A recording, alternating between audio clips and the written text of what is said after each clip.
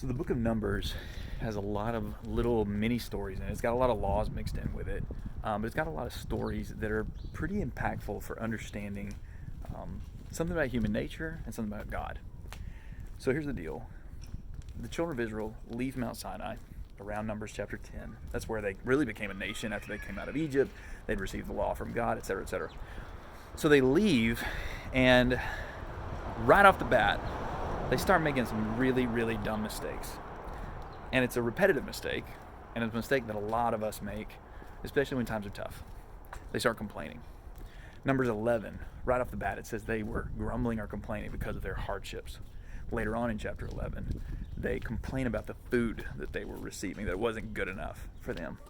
Numbers 12 and Numbers 16, they complain against the leaders that God had given them. First, Aaron and Miriam complain about their brother Moses and his marriage in particular. And then in chapter 16, they complain, the whole nation, well, a group of the nation, I say, it's not the whole nation, but a group within the nation complains against Moses and Aaron together. In chapter 14, the whole nation complains against God for bringing them up out of Egypt only to die under the hands of their opponents that they'd be facing in the land of Canaan that they were about to take, the promised land God had promised them.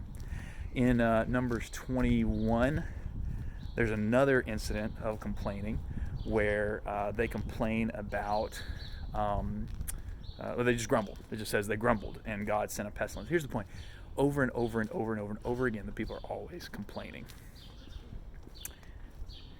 And what happens every time is punishment from God in some form or another. Sometimes it was just, we might say, a mild or moderate punishment. Sometimes the punishment was death. But the reason wasn't just because God was annoyed with their complaining. It was because complaining bred all sorts of other sins. Division, rebellion, disobedience, all kinds of problems. Sexual immorality in one part of the book. And here's why. Whenever you complain, it's a way of saying to God, you've given me a raw deal. You're not treating me fairly. You're not treating me right. And what God wants to understand is that it's crucial that we learn to trust in Him, to submit to whatever circumstance He gives us, and not in some sort of way where it's like, hey, this is fine. It may not be fine, but we will be fine because God is with us. The Israelites had a hard time understanding this. Now, some did. Some got it. Some learned the lesson that God was enough and that God's goodness was enough to sustain them.